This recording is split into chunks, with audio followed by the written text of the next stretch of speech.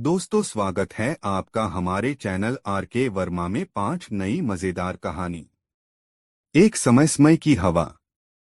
समय की बात। समय के हाथ की किसी समय की गोद में एक सुखी संतोषी गांव बसा हुआ था। अपने अपने घर और अपने अपने दरवाजे होते हुए भी गांव की चौपाल एक थी। सभी घरों के बुजुर्ग और नौजवान ब्यालू से निबटते ही अलाव के चारों तरफ बैठकर घरेलू बातें करते थे। पुरानी बातों के झपाटे उड़ते थे। हंसने की बात सुनकर हंसते थे, दुख की बात सुनकर आहें भरते थे।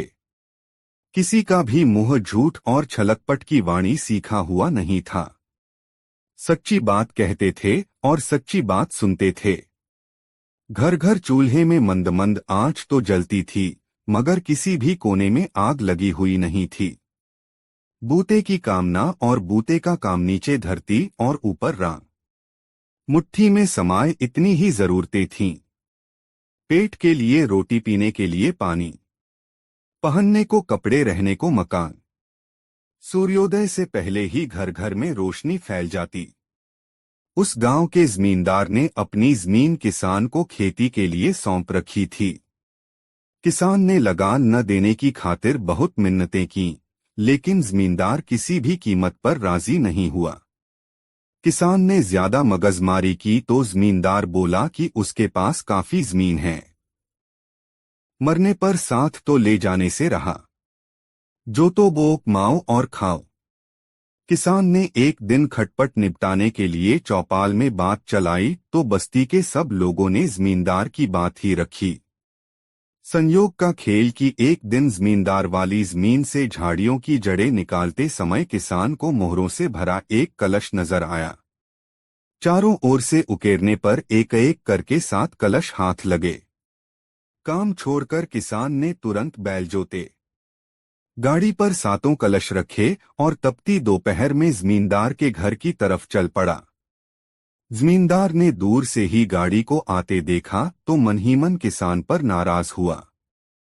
साफ इनकार करने के बावजूद लगान की गाड़ी जोतकर लाया तो लाने दो, अच्छी तरह खबर लूंगा। बस्ती की बात को टालने की हिम्मत हुई तो हुई कैसे। लेकिन गाड़ी पर कलश देखकर उसका गुस्सा कुछ ठंडा पड़ गया। मुस्कराकर पूछा, यह फिर क्या नई मुसीबत ले आया? किसान ने भी उसी तरह मुस्कराते हुए जवाब दिया, लगान न लेने की हेकड़ी तो निभ गई, लेकिन अब यह मुसीबत तो कबूल करनी ही पड़ेगी।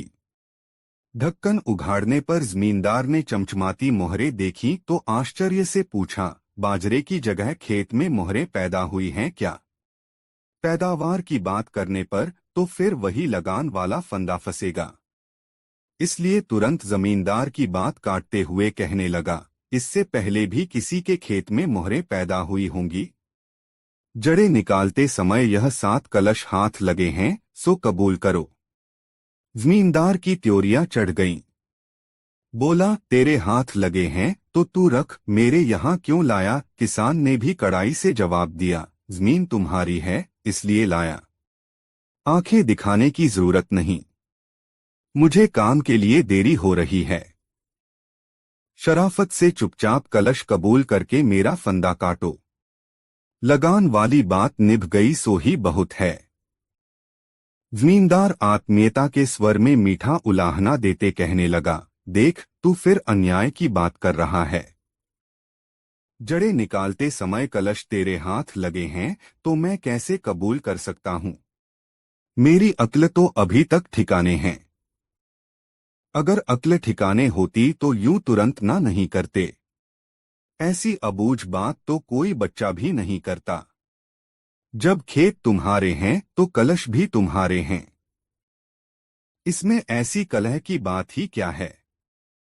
जमींदार व्यंग्य करते हुए बोला, सारे इलाके की अक्ल का तू अकेला ही इजारेदार दिखता है। ऐसी बेवकूफी की बात सुनकर बस्ती के लोग हंसेंगे, फिर भी पंचायत बैठाने के लिए मेरी ना नहीं है।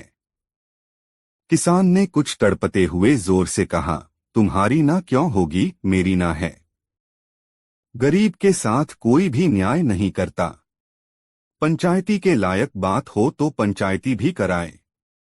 जमींदार तैश में आकर कहने लगा, तेरे कहने से क्या होता है?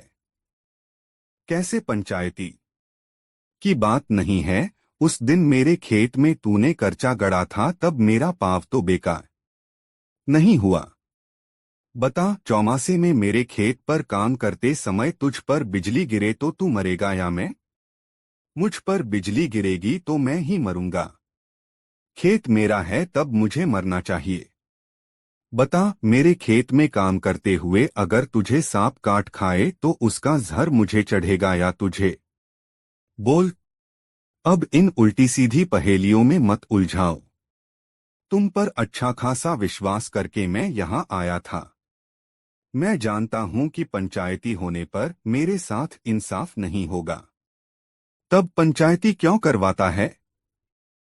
चुपचाप ये कलश अपने घर ले जा। मैं कहीं भी चर्चा नहीं करूंगा। खूब चर्चा करो, मैं किसी से डरता थोड़े ही हूँ। उधार लिया हुआ मुंह हो तब भी ऐसी बात करते थोड़ी बहुत शर्म आती है। तुम्हारा माल मैं कैसे घर ले जाऊं?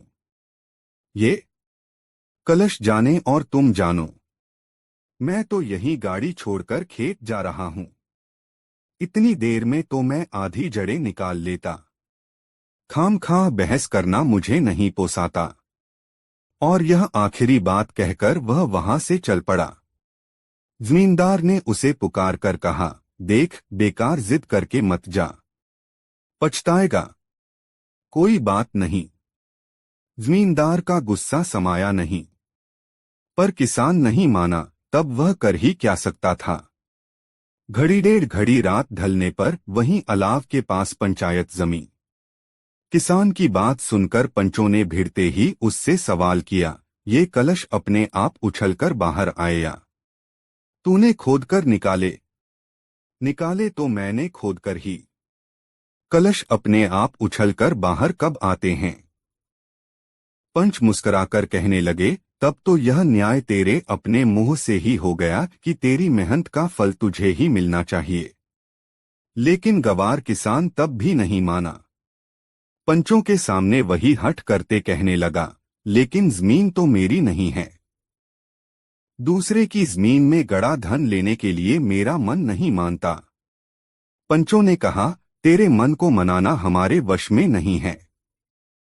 इंसाफ करना हमारे जिम्मे था, जो हमने निपटा दिया। धरती, पानी और हवा पर किसी का भी हक नहीं होता। अगर तू ऐसा ही हरिश्चंद्र है, तब दूसरे की जमीन पर बहती हवा में तुझे सांस भी नहीं लेना चाहिए। आप फरमाए तो नहीं लूं? पंचों ने कहा, लेकिन हम ऐसी उल्टी बात क्यों फरमाएं? हमारा कहना मान, जब तक गाड़ने वाले का पता नहीं चले तब तक यह अमानत तू ही संभाला। यह अमानत मेरे किस काम की? यह तो नींद बेचकर जागरण मोल लेना है। भगवान जाने किसने क्या आस करके ये मोहरे गाड़ी होंगी। या तो दूध का दूध और पानी का पानी करो, वरना मुझे ये कलश राज्य के खजाने में जमा कराने पड़ेंगे। पंचों ने कहा, हमने तो अपनी समझ के अनुसार जो इंसाफ करना था सो कर दिया। तू न माने तो तेरी मर्जी। तब वह किसान चटकते हुए बोला, जब इंसाफ का रास्ता ही नहीं जानते तो इंसाफ करने के लिए मुंह धोते ही क्यों हो? उसके बाद वह जिद्दी किसान सीधा राजदरबार पहुंचा। ध्यान से सारी बात सुनने के बाद राजा ने कहा, जानमाल की रक्षा के लिए मैं राजा बना, तब तेरा माल छीनने का मुझे अधिकार ही क्या है? तूने बेकार ही जूते घिसे। गांव के पंचों ने तेरे साथ बेइंसाफी नहीं की। तू खुशी खुशी ये कलश अपने घर ले जा। तेरी मेहनत और तेरा ही फल। राजा के मुंह से यह न्याय सुनकर किसान का मुंह फीका पड़ गया। वह कुछ दूसरी आस लेकर यहाँ आया था। धीमे सुर में कहने लगा, आपका यह आदेश तो मैं हरगिज नहीं मानूंगा। और इन मोरों का मैं क्या करूं? बेकार जगह घेरेंगी। आप नाराज न हो तो मैं पंचों के सामने उसी जगह ये सातों कलश वापस गाड़ दूं। उस वक्त की गोद में जैसी प्रजा थी, वैसा ही उसका राजा था। होठों पर मुसक राहट छितराते कहने लगा, जैसी तेरी मंशा। आखिर उस किसान की जो मंशा थी वही हुआ। तीसरे दिन सूर्योदय के वक्त बस्ती के लोग पास खड़े देखते रहे और उसने अपने हाथों उसी जगह कलश वापस गहरे गाड़ दिए।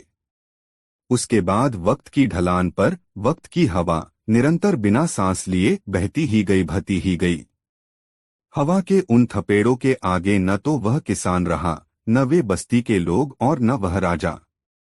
वक्त की गोद में नई पीढ़ी अवतरित हुई, नया राजा और नए ही पंचनी पीढ़ी, नया ही खून।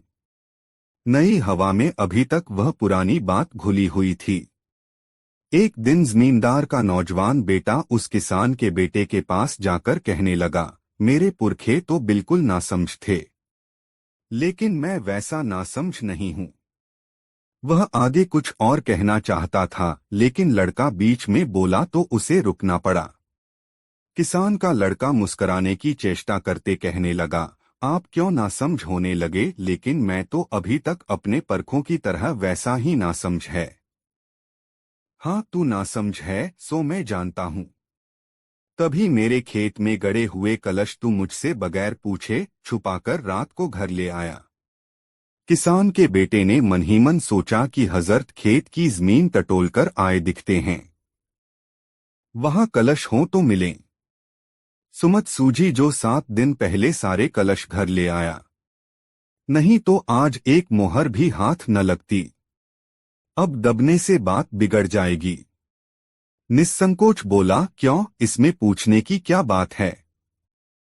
खेत कोई मुफ्त में नहीं जोतता, तीसरे हिस्से का लगान चुकाता हूं। जड़ें निकालते समय अगर सांप काट खाता तो मेरे बच्चे यतीम होते। आपका कुछ भी नहीं बिगड़ता। अपनी मेहनत से खोदा धन अपने घर लाया, इसमें छुपाने की क्या बात है। दोनों में परस्पर बहुत दांताकसी हुई, लेकिन जमींदार के लड़के की कुछ दाल नहीं गली। आखिर धमकी देते बोला, मैं भी देखता हूं मेरे खेत में गड़ा धन तुझे कैसे पचता है। पचनावचना क्या ठाकुर, वह तो पच गया। दूसरे के माल की आस करने से काम नहीं चलता, आखिर तो पसीने की कमाई से ही पार पड़ेगा। लाल पीली आंखें निकालते वह बस्ती के लोगों के सामने चिल्लाया। पंचों ने सोचा, ऐसी शानदार पंचायती तो मुश्किल से ही हाथ लगती है। काफी दिनों तक आते और अंगुलियां चिकनी रहेंगी। जमींदार के लड़के ने पंचों को घर बुलाकर काफी खातिरतवज्जह की।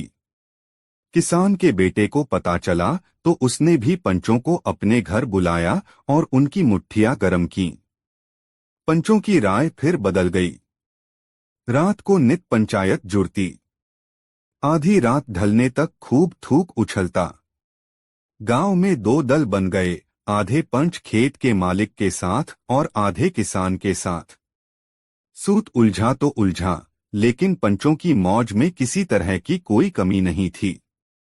काफी दिनों तक सिर खपाने के बाद पंचों ने लगान के हिस्से माफिक मोहरे बांटने का फैसला दिया, लेकिन किसान का बेटा नहीं माना। उसके पास सूरज के टुकड़ों की ताकत थी। उसने फिर पंचों को अपने घर बुलाकर शानदार आवभगत की। यकायक जमींदार के हिमायती फिसल गए। बेहाड़ की ज़बान इधर से उधर मुड़ गई।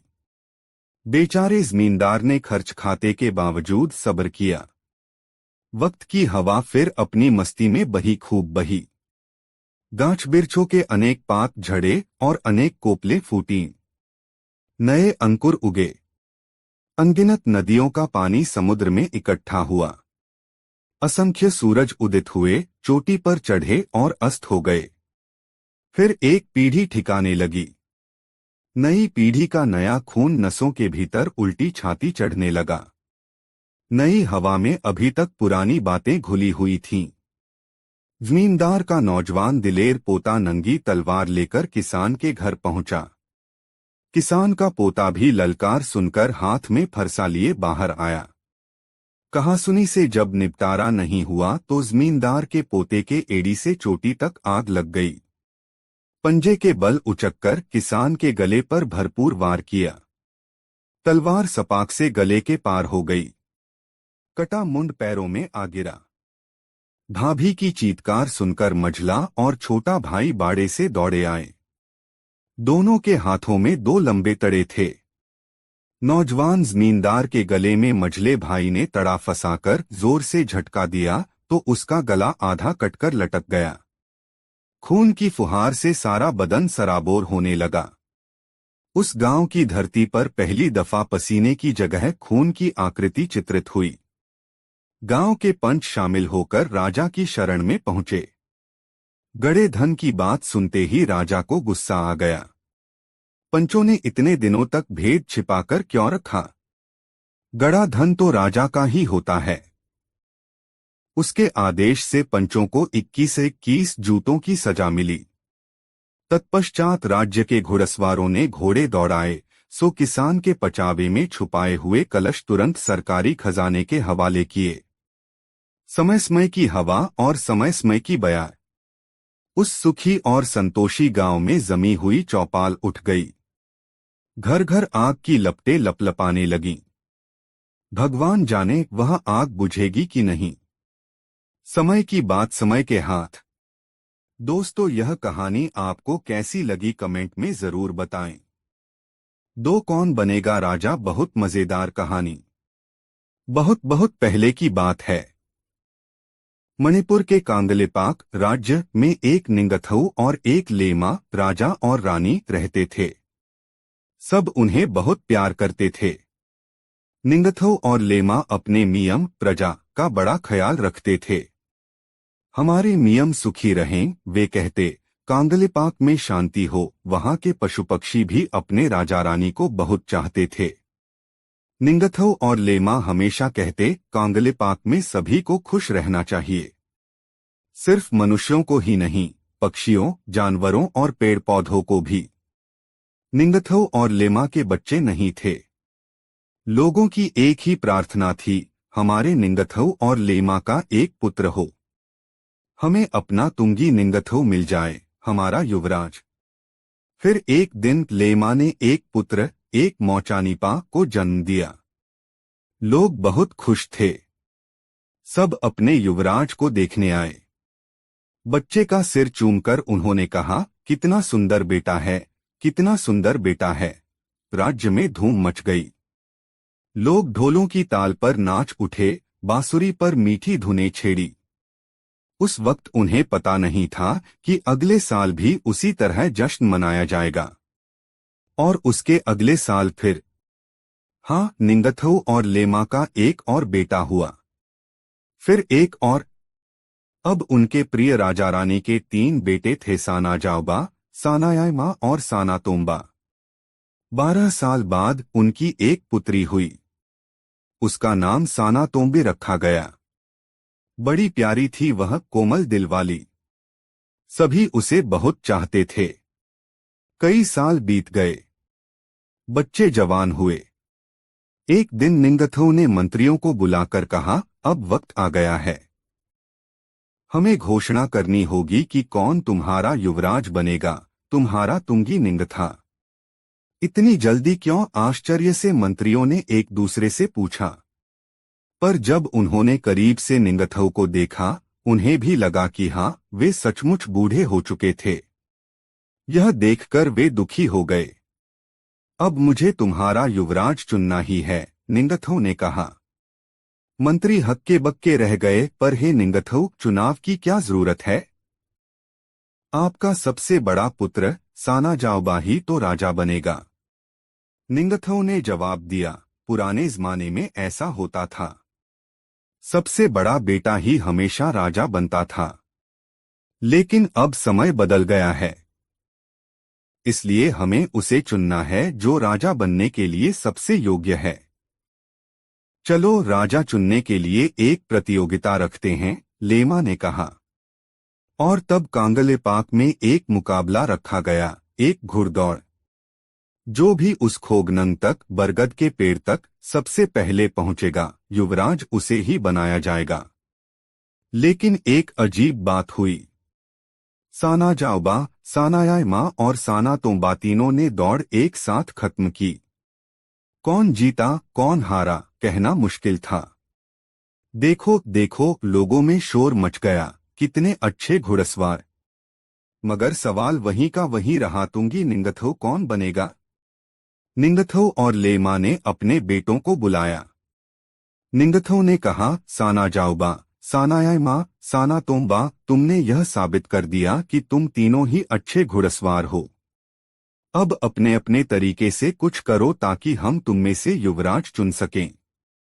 लड़कों ने राजा, रानी तथा लोगों को प्रणाम किया और अपने घोड़ों के पास चले गए। एक दूसरे को देखकर वे मुस्कराए, मगर मन ही मन तीनों यही सोच रहे थे कि क्या खास किया जाए। अचानक हाथ में बर्छा लिए साना जाओबा अपने घोड़े पर सवार हो गया। उसने चारों तरफ देखा। लोगों में सन्नाटा सा छा गया। साना जाओबा, सबसे बड़ा राजकुमार, अब क्या कर दिखाएगा, उन्होंने सोचा। साना जाओबा ने दूर खड़े शानदार खोंगनंग को ध्यान से देखा। उसने घोड़े को एड़ लगाई और घोड़ा झट से दौड़ पड़ा। वह तेज और तेज पेड़ की ओर बढ़ा। शाबाश, शाबाश, सब चिल्लाए, थाउरो, थाउरो, और फिर एकदम शांत हो गए। साना जाओबा धड़धड़ाता हुआ खोंगनंग के पास पहुंचा। इससे पहले कि कोई कुछ समझ पाता, वह पेड़ को भेदकर घोड़े समेत उसके अंदर से निकल गया। थाउरो, थाउरो, लोग फिर चिल्लाए। अब दूसरे राजकुमार सानायामा की बारी थी। वह भला क्या करेगा। सानायामा ने भी खोंगनंग को गौर से देखा। फिर उसने भी घोड़ा दौड़ाया, बहुत तेज। सांस थामे सब चुपचाप देख रहे थे। पेड़ के नजदीक आकर उसने घोड़े को कूदने के लिए एड़ लगाई। दोनों ऊपर कूदे, इतने ऊंचे कि एक अद्भुत छलांग में वे उस विशाल वृक्ष को पार कर दूसरी ओर पहुंच गए। देखने वाले दंग रह गए। कमाल है, कमाल है, वे चिल्लाए। और अब बारी थी छोटे राजकुमार साना तोम्बा की। उसने भी खोंगनंग की ओर घोड़ा दौड़ाया और पलक झपकते ही उसे जड़ से उखाड़ डाला। बड़ी शान से फिर उसने पेड़ को उठाया और निंगथऊ और लेमा के सामने जाकर रख दिया। बाप रे, कितना हंगामा मच गया। थाउरो, थाउरो, शाबाश, शाबाश की आवाजें पास के पहाड़ों से गूंज उठीं। अब आप ही बताओ, तुंगी निंगथऊ किसे बनना चाहिए। सनाजुबा, सानायामा, कितना कम। पेड़ को भेदकर कूदने वाला, पेड़ के ऊपर से छलांग लगाने वाला, या फिर पेड़ को उखाड़ने वाला। ज्यादातर लोग साना तोम्बा को चाहते थे। क्या वह सबसे बलवान नहीं था। उसी ने तो इतने बड़े खोंगनंग को आसानी से उठा लिया था। लोग बेचैन होने लगे। निंगथो और लेमा अपना फैसला सुनाने में क्यों इतनी देर लगा रहे थे। वे कर क्या रहे थे। निंगथो और लेमा साना तोम्बी को देख रहे थे। 5 साल की उनकी बेटी उदास और अकेली खड़ी थी। वह जमीन पर पड़े खोंगनंग को देख रही थी। पेड़ के आसपास पक्षी फड़फड़ा रहे थे। घबराए हुए वे अपने घोंसले ढूंढ रहे थे। साना तोम्बी खोंगनंग के पास गई। खोंगनंग मर गया। वह धीरे से बोली, उसे बर्छे से चोट लगी और अब वह मर गया। सन्नाटा छा गया। लेमा ने साना तोम्बी के पास जाकर उसे बाहों से भर लिया। फिर कहा, निंगथो वही है जो देखे कि राज्य में सब खुश हैं। निंगथो वही है जो राज्य में किसी को भी नुकसान न पहुंचाए। सब चौकन्ने होकर सुन रहे थे। निंगथो उठ खड़े हुए। उन्होंने अपने तीनों बेटों को देखा, फिर बेटी को देखा। उसके बाद अपनी प्रजा से कहा, अगर कोई शासक बनने योग्य है तो वह है छोटी साना तोम्बी। खोंगनंग को चोट लगी तो उसे भी दर्द हुआ। उसी ने हमें याद दिलाया कि खोंगनंग में भी जान है। साना तोम्बी दूसरों का दर्द समझती है। उसे मनुष्य, पेड़ पौधे, जानवर, पक्षी, सबकी तकलीफ महसूस होती है। मेरे बाद साना तोम्बी ही राज्य संभालेगी। मैं उसे कांगले पाक की अगली लेमा घोषित करता हूँ, निंगथौ ने ऐलान किया। सभी ने मुड़कर उस छोटी लड़की, अपनी होने वाली रानी को देखा। 5 साल की बच्ची यूं खड़ी थी जैसे खुद एक नन्हा सा खोंगनंग हो। उसके चारों तरफ पक्षी फड़फड़ा रहे थे। कुछ उड़कर उसके कंधों पर आ बैठे, कुछ सिर पर। उसने दानों से भरे अपने छोटे हाथ फैलाए और धीरे धीरे पास आकर पक्षी दाने चुगने लगे। दोस्तों, यह कहानी आपको अच्छी लगी हो तो वीडियो को एक लाइक जरूर करें। 3 खूंटे में दाल है नई मजेदार कहानी। उस चिड़िया का नाम धीरा था। वह एक बहुत खुशदिल और मेहनती गौरिया थी। सवेरे उठकर ही ताल किनारे वाले बड़े मैदान में उतर जाती और शाम तक अपने और अपने बच्चों के लिए दाना टुनका चुगती रहती। वह हमेशा खुशी से चहकती रहती। जब वह थक जाती तो ताल के जल में 2-4 बार डुबकी लगाती और फरफर अपने पंखों को फरफराने के बाद फुर्र से उड़कर अपने काम में जुट जाती। पर एक दिन धीरा चिड़िया परेशानी में फंस गई। वह काफी खोजने तलाशने के बाद चने की दाल का एक दाना बीन कर ले आई थी। दाल का दाना उसे बहुत पसंद था। वह मैदान में गड़े एक खूंटे पर बैठ गई। दाने को प्रेम से खाने के लिए उसने खूंटे पर रख दिया। खूंटा बहुत ही दुष्ट और ईर्ष्यालु था। उससे चिड़िया का सुख देखा नहीं गया। उसने अपनी दरार चौड़ी कर दी और दाल का दाना अंदर हड़प लिया। धीरा चिड़िया बहुत परेशान हुई। उसने दाल निकालने की बड़ी कोशिश की पर दाल का दाना वह नहीं निकाल पाई। वह इधर फुदकी उधर फुदकी पर उसकी कोशिश बेकार गई। अंत में खूंटे से उसने कहा, खूंटा खूंटा दाल निकालो, खूंटे में दाल है, क्या खाऊं क्या पीऊं क्या ले परदेश जाऊं। खूंटे ने उसे झिड़क दिया, जाओ जाओ, दाल वाल नहीं मिलेगी। धीरा चिड़िया के नन्हे दिल को इससे बहुत चोट पहुंची। वह खुद अपनी मेहनत से दाल बीनकर ले आई थी। वह उसकी पसीने की कमाई है। वह तो अपना हक मांग रही है। नहीं, वह अपना हक नहीं छोड़ेगी। वह उड़कर बढ़ी के पास पहुंची। बढ़ी से उसने प्रार्थना की, बढ़ी बढ़ी, खूंटा चीरो, खूंटे में दाल है, क्या खाऊं क्या पीऊं क्या ले परदेश जाऊं।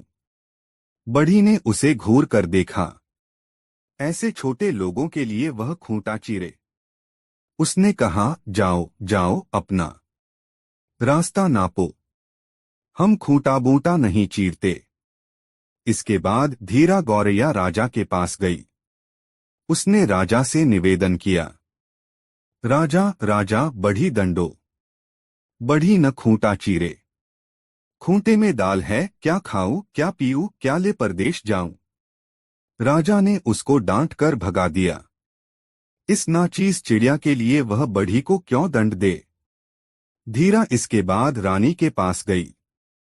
उसने रानी से कहा, रानी रानी, राजा छोड़ो, राजा न बढ़ी दंडे, बढ़ी न खूंटा चीरे, खूंटे में दाल है, क्या खाऊं क्या पीऊं क्या ले परदेश जाऊं। रानी ने कहा, तुम्हारे लिए मैं राजा को छोड़ दूं। जाओ जाओ। चिड़िया ने इसके बाद सांप के पास जाकर कहा, सांप सांप, रानी डसो, रानी न राजा छोड़े, राजा न बढ़ी दंडे, बढ़ी न खूंटा चीर, खूंटे में दाल है, क्या खाऊं क्या पीऊं क्या ले परदेश जाऊं। सांप इसके लिए तैयार न हुआ तो वह लाठी के पास गई और उसने कहा, लाठी लाठी, सांप मारो, सांप न रानी डसे, रानी न राजा छोड़े, राजा न बढ़ी दंडे, बढ़ी न खूंटा चीरे, खूंटे में दाल है, क्या खाए क्या पिए क्या ले परदेश जाऊं। लाठी ने भी उसका काम नहीं किया, पर उसने हिम्मत नहीं हारी। वह उड़कर आग के पास पहुंची। आग से वह बोली, आग आग, लाठी जारो। लाठी न सांप मारे, सांप न रानी डसे, रानी न राजा छोड़े, राजा न बढ़ी दंडे, बढ़ी न खूंटा चीरे, खूंटे में दाल है, क्या खाए क्या पिए क्या ले परदेश जाऊं। आग भी धीरा चिड़िया के लिए लाठी जलाने को तैयार नहीं हुई। तब चिड़िया समुद्र के पास जाकर बोली, समुद्र समुद्र आग बुझाओ। आग न लाठी जारे, लाठी न सांप मारे, सांप न रानी डसे, रानी न राजा छोड़े, राजा न बढ़ी दंडे, बढ़ी न खूंटा चीरे। खूंटे में दाल है, क्या खाए क्या पिए, क्या ले परदेश जाऊं। समुद्र ने भी उसका कहना नहीं माना। तब उसने हाथी के पास जाकर कहा, हाथी हाथी समुद्र सोखो। समुद्र न आग बुझाए, आग न लाठी जारे, लाठी न सांप मारे, सांप न रानी डसे, रानी न राजा छोड़े, राजा न बढ़ी दंडे, बढ़ी न खूंटा चीरे। खूंटे में दाल है, क्या खाए क्या पिए, क्या ले परदेश जाऊं। हाथी ने भी समुद्र का पानी सोखने से इनकार कर दिया। तब चिड़िया जाल के पास गई और बोली, जाल जाल हाथी की छत।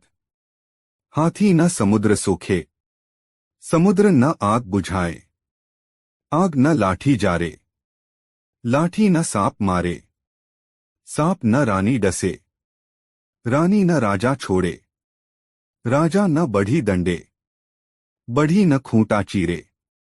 खूंटे में दाल है, क्या खाए क्या पिए, क्या ले परदेश जाऊं। जाल भी हाथी के पैर छानने के लिए उसके साथ नहीं गया। चिड़िया बेहद थक गई थी, पर वह अपने हक की लड़ाई छोड़ने वाली नहीं थी। वह चूहे के पास गई। चूहे से उसने कहा, चूहा चूहा जाल कुतरो।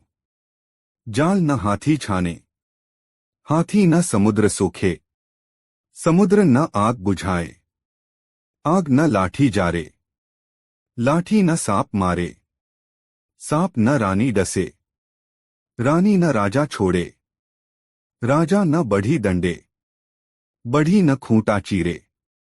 खूंटे में दाल है, क्या खाए क्या पिए, क्या ले परदेश जाऊं। चूहा उसकी बात सुनकर अचंभे में आ गया। कितने शक्तिशाली लोगों के पास यह चिड़िया गई, पर किसी ने उसकी फरियाद नहीं सुनी, उसकी मदद नहीं की।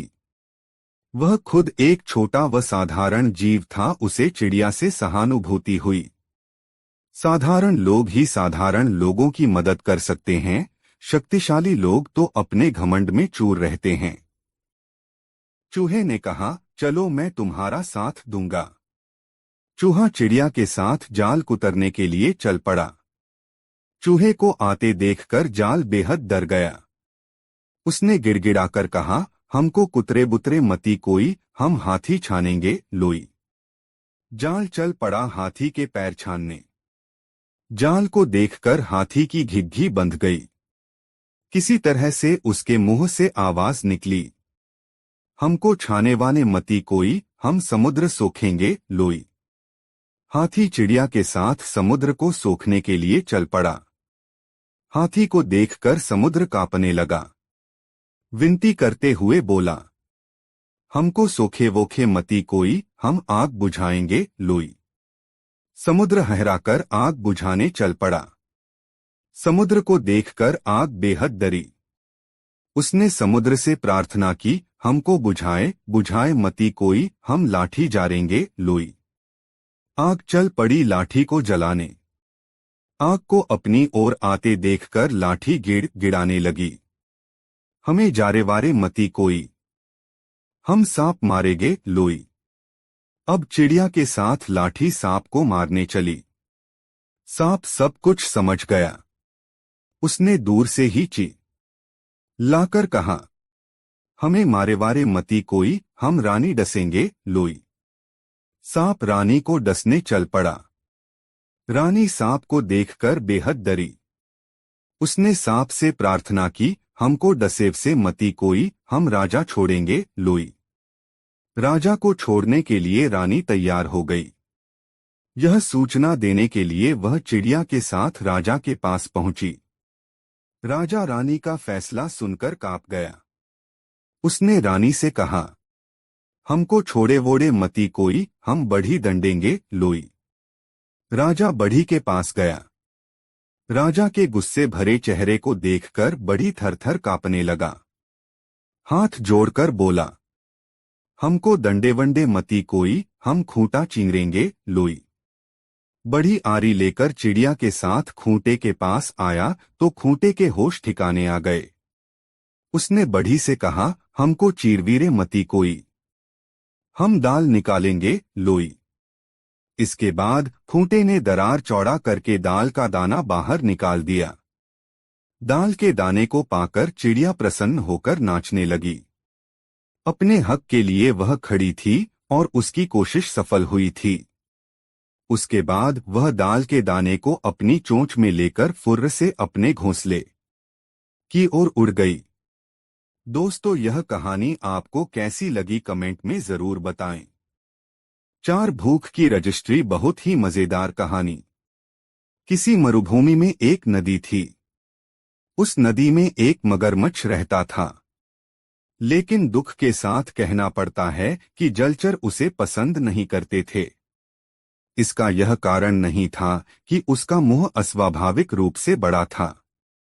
जो कुछ भी हो, मुंह की बनावट तो बाहरी ढांचा ठहरा। उसकी कुख्याति का कारण उसकी असाधारण भूख थी। किसी ने ठीक ही कहा है कि जितनी अधिक भूख बढ़ती जाती है, उतनी ही अधिक लोकप्रियता भी घटती जाती है। प्रेम एवं मित्रता तो तभी तक पनपती है जब तक पेट भरा रहता है। मगर उस मगरमच्छ का पेट कभी नहीं भरता था। वह प्रत्येक को निगलने के लिए तैयार रहता था। अतः वह सबके बीच कुख्यात हो गया था। मछलियों, मेंढकों, मनुष्यों एवं बंदरों को निगलना मगर अधिक पसंद करता था, यहाँ तक कि वह अपने संबंधियों को भी हजम करने में नहीं हिचकिचाता था। एक दिन वही मगर रेगिस्तानी नदी में भूखा और उदास लेटा था। वह उदास इसलिए नहीं था कि वह भूखा था, बल्कि उसकी भूख के लिए वहां कुछ मिल नहीं रहा था। सुबह का समय था। अनायास ही उसे नाश्ते की याद आ गई। वह सोचने लगा, कितना अच्छा होता यदि मुझे अभी कोई आदमी नाश्ते के लिए मिल जाता। और कुछ नहीं तो कम से कम एक बंदर ही मिल जाता। इतना सोचते ही उसकी भूख और भी बढ़ गई। वहां कुछ नहीं आ रहा था। वह उदासी की हंसी हंसते हुए मन ही मन बुदबुदाने लगा, साधारण खाना भी नसीब नहीं होता। घरेलू खाना भी क्या बुरा है। लेकिन वह भी तो संभव नहीं, क्योंकि परिवार के अधिकांश सदस्यों को चट कर चुका हूं। शेष गत बाढ़ में बह चुके हैं। वह भूख से तिलमिला उठा। उसकी आंखें बंद हो गईं। उसने अपने खाली मुंह में अपने पंजों को रख लिया, लेकिन उसके बड़े मुंह के लिए उसके पंजे भी छूछे लगने लगे। अतः उसने झपकी लेना उचित समझा। उधर नदी के किनारे एक लंबे खजूर के पेड़ पर एक बंदर आत्मविभोर था। वह सोच रहा था कि वह अधिक सुंदर कैसे बने। वह अत्यधिक सुंदर पूंछ, लंबी बाहों और छोटे पैरों का होना अधिक पंसद करता था। बीच बीच में अपने सघन रोएदार शरीर में से जुओं का शिकार कर रहा था। उस काम में उसे परिश्रम तो अवश्य ही करना पड़ रहा था, लेकिन संतोष एवं तृप्ति से वह खुश था। यकायक उसे नदी के मगर की कर्कश आवाज सुनाई पड़ी, ए बंदर, तुम नीचे आ जाओ, मैं तुम्हें खाना चाहता हूँ। बंदर बहुत डर गया, लेकिन साहस करके उसने उत्तर दिया, नहीं, कभी नहीं। मगर ने थूकते हुए कहा, तो तुम नीचे नहीं उतरोगे। अच्छी बात है, मैं यहाँ तब तक तुम्हारी प्रतीक्षा करूंगा जब तक कि तुम भूख से बेहाल होकर नीचे नहीं उतरोगे। मैं यह अच्छी तरह जानता हूँ कि जीवन ही भूख है। बंदर ने कुछ उत्तर नहीं दिया। वह खजूर के पत्तों में अपना मुंह छिपाकर रोने लगा। उसे अपने माता पिता और उस बंदरिया की याद आने लगी जिसके साथ थोड़े दिनों में उसकी शादी होने वाली थी। लेकिन मगर की धमकी के सामने उसे अपना भविष्य अंधकारमय लगने लगा। मरता क्या न करता। उसने मगर की ओर एक पका खजूर फेंकते हुए कहा, सुनते हो मगर भाई, क्या तुम्हारी भी रजिस्ट्री हो चुकी है? मगर ने कहा, कैसी रजिस्ट्री और किसकी रजिस्ट्री? मैं यह कुछ नहीं जानता। मैं तो तुम्हें खाना चाहता हूं और मैं वह करके ही रहूंगा। बंदर ने कहा, रेगिस्तान के सभी अच्छे लोगों ने अपनी रजिस्ट्री करा ली है। बिना रजिस्ट्रेशन के किसी का कुछ अस्तित्व नहीं। बंदर की सलाह ने मगर के दिमाग में अस्तित्व की बात जमा दी, क्योंकि मगरों के पास बड़ा दिमाग होता नहीं। वो भी कैसे? जितना मुंह बड़ा होता है, दिमाग भी उतना ही छोटा होता है। आठ मगर की विचार शक्ति समाप्त हो गई और वह बोला, अच्छा मैं अपनी रजिस्ट्री करा लूंगा, लेकिन यह तो बताओ कि रजिस्ट्री कहाँ होती है। बंदर ने खुश होकर कहा, रेगिस्तान रजिस्ट्रेशन ऑफिस में तुम्हें जाना पड़ेगा। मगर ने कहा, खैर मैं वहां चला जाऊंगा, बशर्ते कि तुम मेरा यहीं इंतजार करते रहो। बंदर ने उछलते हुए कहा, क्यों नहीं, मैं तो तुम्हारी प्रतीक्षा में रहूंगा ही, क्योंकि मुझे तुम्हारी रजिस्ट्री का शुभ समाचार सुनना है। प्रतीक्षा एवं आशा ने मगर के भूखे शरीर में इतनी शक्ति ला दी कि वह तेजी से बालू पर रेंगता हुआ एक ऐसे स्थान पर जा पहुंचा जहां मोटे मोटे अक्षरों में लिखा था, रेगिस्तान रजिस्ट्रेशन ऑफिस। दफ्तर के द्वार पर पहुंचते ही मगर ने देखा कि आगंतुकों की अगवानी में एक गैंडा खड़ा है। वह सहानुभूतिपूर्वक मगर को अंदर ले गया, जहां दफ्तर के काम काज में ऊंट, गीध और बघेरा व्यस्त थे। कानूनी कार्रवाई रेगिस्तानी विशेषज्ञ ऊंट द्वारा की जा रही थी। वह अपनी लंबी गर्दन ऊंची करके बैठा था। उसकी गर्दन में सार्वजनिक ख्याति का एक तमगा भी लटक रहा था। गीध सहायक की हैसियत से ऊंट की सहायता में तत्पर था। उसका सिर गंजा था। बघेरा वहां एक मेज पर बैठकर रजिस्ट्रेशन का काम निपटा रहा था। मगर ने ज्यों ही वहां बैठे हुए लोगों को देखा तो उसके मुंह में पानी भर आया, क्योंकि वहां पर जितने भी बैठे थे वे सभी उसके प्रिय खाद्य पदार्थ थे। भूख के मारे उसका मुंह चटपटाने लगा। बघेरे ने मगर को डांटते हुए कहा, दांत खटखटाना बंद करो। क्या बदतमीजी है? मगर को क्रोध अवश्य आया, लेकिन वह चुपचाप बैठा रहा, क्योंकि उसे अपना रजिस्ट्रेशन जो करवाना था। ऊंट ने मगर से पूछा, तुम्हें क्या चाहिए? मैं अपनी रजिस्ट्री कराना चाहता हूं। किस चीज की रजिस्ट्री? अपनी भूख की रजिस्ट्री। कैसी मूर्खता की बात करते हो? बघेरे ने धीरे से कहा, भूख तो सबके पास होती है, इसमें क्या विशेषता हुई? मगर ने लजाकर कहा, तो फिर मेरे बड़े मुंह की ही सही। तथा आहिस्ता से उसने अपने जबड़े बंद कर लिए। गीध ने अपनी राय प्रकट करते हुए कहा, यह तो ठीक है कि तुम्हारा मुंह अत्यधिक बड़ा है, लेकिन बहुत से मनुष्य ऐसे भी हैं जिनके मुंह तुमसे भी बड़े हैं। यह सुनते ही मगर आग बबूला हो गया और अपनी पूंछ पटकते हुए चिल्लाकर बोला, कुछ भी हो, मेरी रजिस्ट्री तो होनी ही चाहिए। बघेरे ने दहाड़ते हुए कहा, शांत रहो, नहीं तो निकाल बाहर किए जाओगे। ऊंट ने बिलबिलाकर कहा, भाई तुम शांति से क्यों नहीं बैठते हो? गीध ने नम्रतापूर्वक कहा, भाई मगर तुम मेरी बात मानो तो तुम अपने दांतों की रजिस्ट्री करा सकते हो, क्योंकि जब तुम अपना मुंह खोलते हो तो वे अद्वितीय लगते हैं। इनकी रजिस्ट्री मिसिंगमशीन के ट्रेडमार्क के अंतर्गत हो जाएगी। बघेरे ने ऊंट से कहा, अच्छा आप रजिस्टर में से नाम तो पढ़िए। ऊंट पढ़ने लगा, पेटेंट न। एक फंधारी सांप अपने सिर की छतरी के लिए। विभाग, सिर की पोशाक। Patent none. दो कंगारू पेट की थैली के लिए। विभाग, फैंसी पोशाक। Patent none.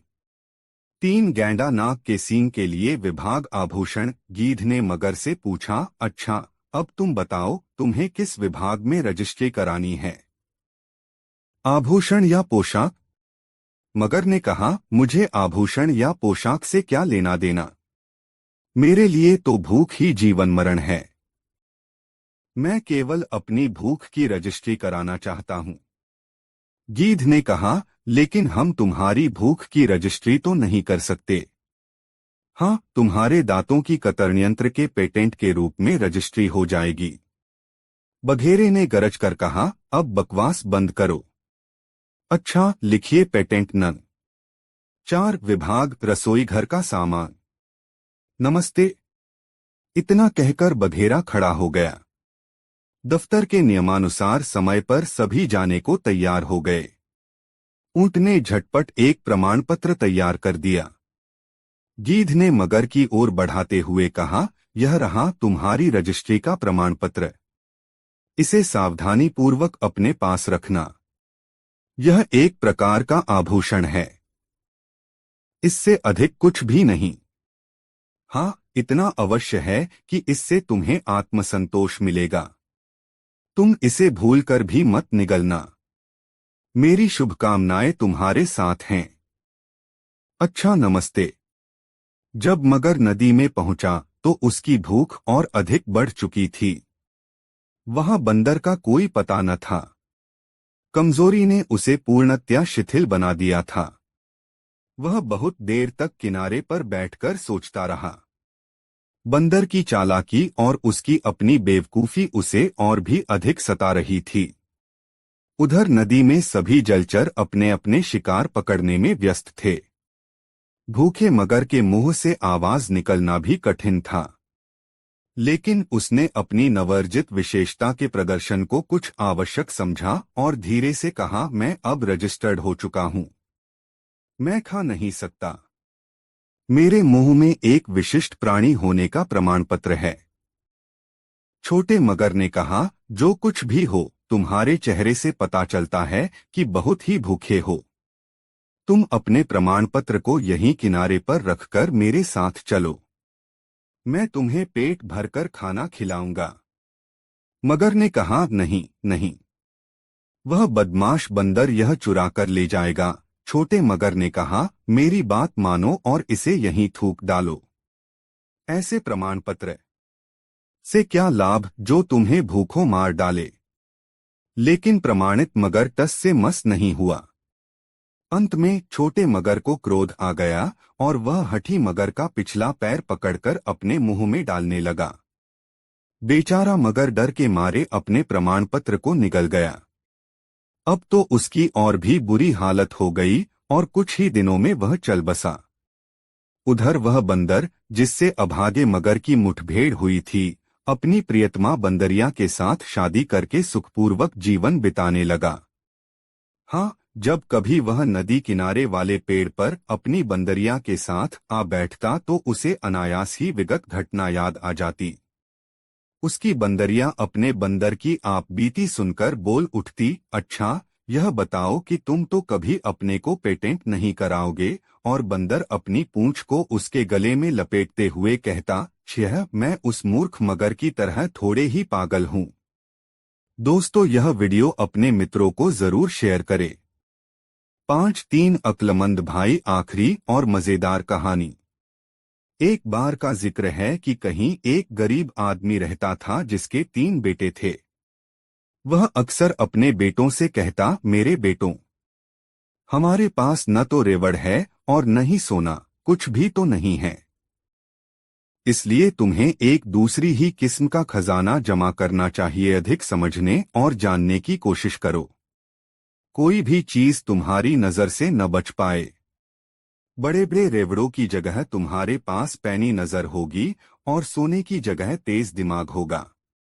ऐसी दौलत जमा कर लेने पर तुम्हें कभी किसी चीज की कमी न रहेगी और तुम दूसरों के मुकाबले में 19 नहीं रहोगे। वक्त गुजरा और कुछ बाद समय बूढ़ा चल बसा। भाई मिल बैठे, उन्होंने सारी स्थिति पर विचार किया और फिर बोले, हमारे लिए यहाँ कुछ भी तो करने को नहीं। आओ घूम फिरकर दुनिया को देखें। जरूरत होने पर हम चरवाहों या खेत मजदूरों का काम कर लेंगे। हम कहीं भी क्यों न हो, भूखे नहीं मरेंगे। चुनाचे वे तैयार होकर सफर पर चल दिए। उन्होंने सुनसान वीरान घाटियां लांघी और ऊंचे ऊंचे पहाड़ों को पार किया। इस तरह वे लगातार 40 दिनों तक चलते रहे। उनके पास जितनी खुराक थी अब तक खत्म हो गई थी। वे थककर चूर हो गए थे और उनके पैरों में छाले पड़ गए थे, मगर सड़क थी कि खत्म होने को नहीं आ रही थी। वे आराम करने के लिए रुके और फिर आगे चल दिए। आखिर उन्हें अपने सामने वृक्ष, बुर्ज और मकान नजर आए। वे एक बड़े शहर के नजदीक पहुंच गए थे। तीनों भाई बहुत खुश हुए और जल्दी जल्दी कदम बढ़ाने लगे। जब वे शहर के बिल्कुल निकट पहुंच गए तो सबसे बड़ा भाई अचानक रुका। उसने जमीन पर नजर डाली और बोला, थोड़ी ही देर पहले यहाँ से एक बहुत बड़ा ऊंट गुजरा है। वे थोड़ा और आगे गए तो मझला भाई रुका और सड़क के दोनों ओर नजर डालकर बोला, ऊंट काना था। वे कुछ और आगे गए तो सबसे छोटे भाई ने कहा, ऊंट पर एक औरत और एक बच्चा सवार थे। बिल्कुल सही, दोनों बड़े भाइयों ने कहा और वे तीनों फिर आगे बढ़ चले। थोड़ी देर बाद एक घुड़सवार उनके पास से गुजरा। सबसे बड़े भाई ने उसकी ओर देखकर पूछा, घुड़सवार, तुम किसी खोई हुई चीज की तलाश कर रहे हो न? घुड़सवार ने घोड़ा रोककर जवाब दिया, हाँ। तुम्हारा ऊंट खो गया है न? सबसे बड़े भाई ने पूछा। हाँ। बहुत बड़ा सा? हाँ। वह काना है न? मझले भाई ने पूछा। हाँ। एक छोटे से बच्चे के साथ उस पर औरत सवार थी न? सबसे छोटे भाई ने सवाल किया। घुड़सवार ने तीनों भाइयों को शक की नजर से देखा और बोला, तो तुम्हारे पास है मेरा ऊंट। जल्दी बताओ, तुमने उसका क्या किया? हमने तुम्हारे ऊंट की शक्ल तक नहीं देखी, भाइयों ने जवाब दिया। तो तुम्हें उसके बारे में सभी बातें कैसे मालूम हुई? क्योंकि हम अपनी आंखों से और दिमाग से काम लेना जानते हैं, भाइयों ने जवाब दिया। जल्दी से उस दिशा में अपना घोड़ा दौड़ाओ, वहां तुम्हें तुम्हारा ऊंट मिल जाएगा। नहीं, ऊंट के मालिक ने जवाब दिया, मैं उस दिशा में नहीं जाऊंगा। मेरा ऊंट तुम्हारे पास है और तुम्हें ही उसे मुझे लौटाना पड़ेगा। हमने तो तुम्हारे ऊंट को देखा तक नहीं, भाइयों ने परेशान होते हुए कहा। मगर घुड़सवार उनकी एक भी सुनने को तैयार नहीं था। उसने अपनी तलवार निकाल ली और उसे जोर से घुमाते हुए तीनों भाइयों को अपने आगे आगे चलने का हुक्म दिया। इस तरह वह उन्हें सीधे अपने देश के बादशाह के महल में ले गया। इन तीनों भाइयों को संतरियों के सुपुर्द कर वह खुद बादशाह के पास गया। मैं अपने रेवड़ों को पहाड़ों पर लिए जा रहा था, उसने कहा, और मेरी बीवी मेरे छोटे से बेटे के साथ एक बड़े से काने ऊंट पर मेरे पीछे पीछे आ रही थी। किसी तरह उनका ऊंट पीछे रह गया और वे रास्ते से भटक गए। मैं उन्हें खोजने गया तो मुझे रास्ते में 3 आदमी मिले जो पैदल चले जा रहे थे। मुझे पूरा यकीन है कि उन्होंने मेरा ऊंट चुराया है और मेरी बीवी तथा बेटे को मार डाला है। तुम ऐसा क्यों समझते हो? जब वह आदमी अपनी बात कह चुका तो बादशाह ने पूछा। इसलिए कि मैंने उन लोगों से इस संबंध में एक भी शब्द नहीं कहा था, फिर भी उन्होंने मुझे यह बताया कि ऊंट बहुत बड़ा और काना है तथा उस पर एक औरत बच्चे के साथ सवार है। बादशाह ने थोड़ी देर सोच विचार किया और फिर बोला, जैसा कि तुम कहते हो, तुम्हारे बताए बिना ही तुम्हारे ऊंट के बारे में उन्होंने सभी कुछ ऐसे अच्छे ढंग से बयान किया है, तो जरूर उन्होंने उसे चुराया होगा। जाओ, उन चोरों को यहाँ लाओ। ऊंट का मालिक बाहर गया और तीनों भाइयों को साथ लिए हुए झटपट अंदर आया।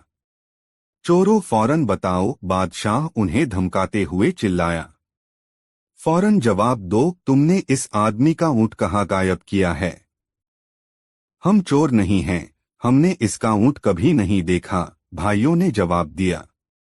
तब बादशाह बोला, मालिक के कुछ भी बताए बिना तुमने ऊंट के बारे में बिल्कुल सही तौर पर बयान किया है। अब तुम यह कहने की कैसे जुर्रत करते हो कि तुमने उसे नहीं चुराया? बादशाह, इसमें तो अचंभे की कोई बात नहीं है, भाइयों ने जवाब दिया। बचपन से ही हमें ऐसी आदत पड़ गई है कि हम किसी चीज को अपनी नजर से नहीं चूकने देते। हमने चीजों को पैनी नजर से देखने और दिमाग से सोचने के काम में बहुत वक्त लगाया है। इसीलिए ऊंट को देखे बिना ही हमने बता दिया कि वह कैसा है। बादशाह हंस दिया। किसी चीज को देखे बिना ही उसके बारे में क्या इतना कुछ जानना मुमकिन हो सकता है? उसने पूछा। हाँ, मुमकिन है, भाइयों ने जवाब दिया। तो ठीक है, हम अभी तुम्हारी सच्चाई की जांच पड़ताल करेंगे। बादशाह ने इसी समय अपने वजीर को बुलाया और उसके कान में कुछ फुसफुसाया। वजीर फौरन महल के बाहर चला गया, मगर बहुत जल्दी ही वह दो नौकरों के साथ लौटा। नौकर एक तिकठी पर बहुत बड़ी सी पेटी रखकर लाए थे। नौकरों ने पेटी को बहुत सावधानी से दरवाजे के पास ऐसे रख दिया कि वह बादशाह को दिखाई दे सके और खुद एक तरफ को हट गए। तीनों भाई दूर से खड़े उन्हें देखते रहे। उन्होंने इस बात को गौर से देखा कि पेटी कहाँ से और कैसे लाई गई थी, किस ढंग से फर्श पर रखी गई थी। हाँ, तो चोरों, हमें बताओ कि उस पेटी में क्या है? बादशाह ने कहा। बादशाह सलामत, हम तो पहले ही यह अर्ज कर चुके हैं कि हम चोर नहीं हैं, सबसे बड़े भाई ने कहा। पर यदि आप चाहते हैं तो मैं आपको यह बता सकता हूं कि उस पेटी में क्या है। उसमें कोई छोटी सी गोल चीज है। उसमें अनार है, मझला भाई बोला। हाँ, और वह अभी कच्चा है, सबसे छोटे भाई ने जोड़ा। यह सुनकर बादशाह ने पेटी को नजदीक लाने का हुक्म दिया। नौकरों ने फौरन हुक्म पूरा किया। बादशाह ने नौकरों से पेटी खोलने के लिए कहा। पेटी खुल जाने पर उसने उसमें झांका। जब उसे उसमें कच्चा अनार दिखाई दिया तो उसकी हैरानी की कोई हद न रही। आश्चर्यचकित बादशाह ने अनार निकालकर वहां हाजिर सभी लोगों को दिखाया। तब उसने ऊंट के मालिक से कहा, इन लोगों ने यह साबित कर दिया कि ये चोर नहीं हैं।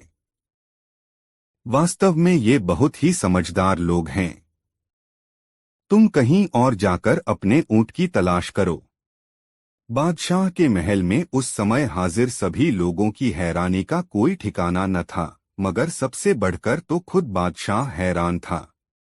उसने सभी तरह के बढ़िया और लजीज खाने मंगवाए और लगा इन भाइयों की खातिरदारी करने। तुम लोग बिल्कुल बेकसूर हो और जहां भी जाना चाहो जा सकते हो, मगर जाने के पहले तुम मुझे सारी बात तफसील के साथ बताओ। तुम्हें यह कैसे पता चला कि उस आदमी का ऊंट गुम हुआ है, और तुमने यह कैसे जाना कि ऊंट कैसा था? सबसे बड़े भाई ने कहा। धूल पर उसके पैरों के निशानों से मुझे मालूम हुआ कि कोई बहुत बड़ा ऊंट वहां से गुजरा है। जब मैंने अपने पास से गुजरने वाले घुड़सवार को अपने चारों ओर नजर दौड़ाते देखा तो उसी वक्त मेरी समझ में यह बात आ गई कि वह क्या खोज रहा है। बहुत खूब, बादशाह ने कहा। अच्छा, अब यह बताओ कि तुम में से किसने इस घुड़सवार को यह बताया था कि उसका ऊंट काना है? कानापन तो सड़क पर निशान नहीं छोड़ता। मैंने इस बात का अनुमान इसलिए लगाया कि सड़क के दाईं ओर की घास तो ऊंट ने चरी थी, मगर बाईं ओर की घास ज्यों की त्यों थी, मझले भाई ने जवाब दिया। बहुत खूब, बादशाह ने कहा। तुम में से यह अनुमान किसने लगाया था कि उस पर बच्चे के साथ एक औरत सवार थी? मैंने, सबसे छोटे भाई ने जवाब दिया। मैंने देखा कि एक जगह पर ऊंट के घुटने टेककर बैठने के निशान बने हुए थे। उनके करीब ही रेत पर एक औरत के जूतों के चिन्ह दिखाई दिए। साथ ही छोटे छोटे पैरों के निशान थे, जिससे मुझे पता चला कि औरत के साथ एक बच्चा भी था। बहुत खूब, तुमने बिल्कुल सही कहा है, बादशाह बोला, मगर तुम लोगों को यह कैसे पता चला कि पेटी में एक कच्चा अनार है? यह बात तो मेरी समझ में बिल्कुल नहीं आ रही। सबसे बड़े भाई ने कहा। जिस तरह दोनों नौकर उसे उठाकर लाए थे, उससे बिल्कुल जाहिर था कि वह जरा भी भारी नहीं है। जब वे पेटी को फर्श पर टिका रहे थे तो मुझे उसके अंदर किसी छोटी सी गोल चीज के लुढ़कने की आवाज सुनाई दी। मझला भाई बोला, मैंने ऐसा अनुमान लगाया कि चूंकि पेटी बगीचे की तरफ से लाई गई है और उसमें कोई छोटी सी गोल चीज है तो वह जरूर अनार ही होगा, कारण कि आपके महल के आसपास अनारों के बहुत से पेड़ लगे हुए हैं। बहुत खूब, बादशाह ने कहा, और फिर उसने सबसे छोटे भाई से पूछा, मगर तुम्हें यह कैसे पता चला कि अनार कच्चा है? इस वक्त तक बगीचे में सभी अनार कच्चे हैं। यह तो आप खुद ही देख सकते हैं, उसने जवाब दिया और खुली हुई खिड़की की ओर संकेत किया। बादशाह ने बाहर देखा तो पाया कि बगीचे में लगे अनार के सभी वृक्षों पर कच्चे अनार लटक रहे थे। बादशाह इन भाइयों की असाधारण पैनी नजर और तेज दिमाग से हैरान रह गया। धन दौलत या दुनियावी चीजों के नजरिए से तो तुम बेशक अमीर नहीं हो, मगर तुम्हारे पास अक्ल का बहुत खजाना जरूर है, उसने तारीफ करते हुए कहा। दोस्तों, यह 5 नई मजेदार कहानी आपको कैसी लगी कमेंट बॉक्स में जरूर बताएं। ऐसी और नई मजेदार कहानी सुनने के लिए हमारे चैनल आरके वर्मा को सब्सक्राइब जरूर करें। यह वीडियो अपने मित्रों को जरूर शेयर करें। वीडियो देखने के लिए धन्यवाद।